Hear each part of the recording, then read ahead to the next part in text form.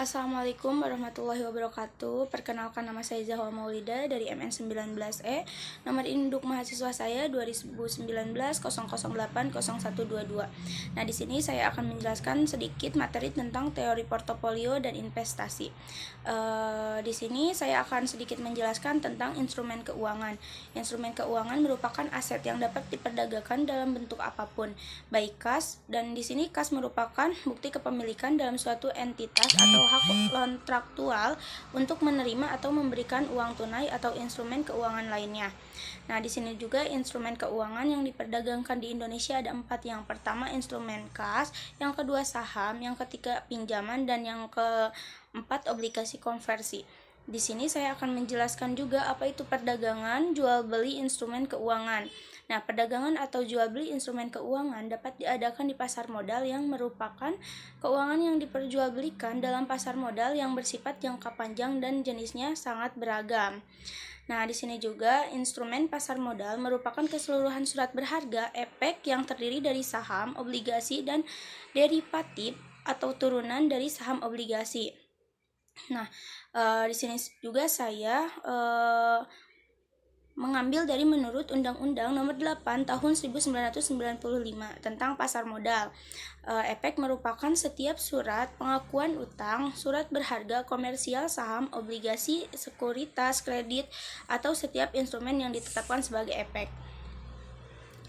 Nah, di sini juga pasar modal biasanya dikenal dengan istilah bursa efek. Pada pasar modal, kita bisa menemukan berbagai jenis surat berharga yang setiap harinya diperdagangkan atau diperjualbelikan.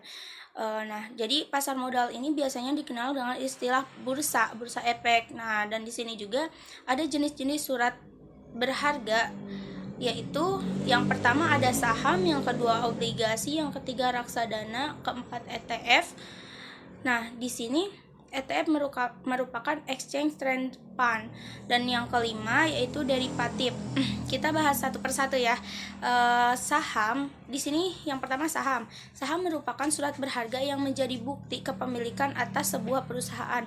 Jadi saham itu merupakan suatu surat yang dimiliki, suatu surat berharga yang dimiliki, kepemilikan yang dimiliki oleh pemilik yang baru. Nah, dan yang kedua yaitu obligasi. Obligasi kepemilikan surat utang ini dapat dipindah tangankan dan pemegang memiliki hak untuk memperoleh bunga serta pelunasan utang pada jangka yang telah ditentukan. Nah, jadi kalau misalkan obligasi ini surat utang jangka yang telah ditentukan. Nah, jadi kalau misalkan obligasi ini surat utang ini bisa dipindah tangankan dari pemilik yang awal ke pemilik yang selanjutnya.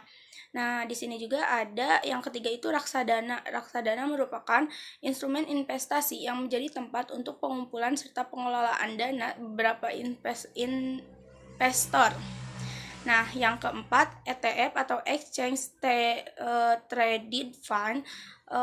Di sini ETF ini merupakan semacam reksadana yang dijual lewat bursa efek, bukan lewat manajer investasi seperti reksadana pada umumnya yang saya jelaskan di poin ketiga.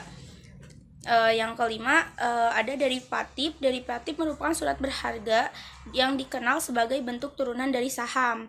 Jadi derivatif ini surat berharga yang bentuknya itu turunan dari saham, seperti itu. Mungkin penjelasan di video kali ini saya cukupkan. Kurang dan lebihnya mohon dimaafkan. Wabillahi taufiq wal hidayah. Wassalamualaikum warahmatullahi wabarakatuh.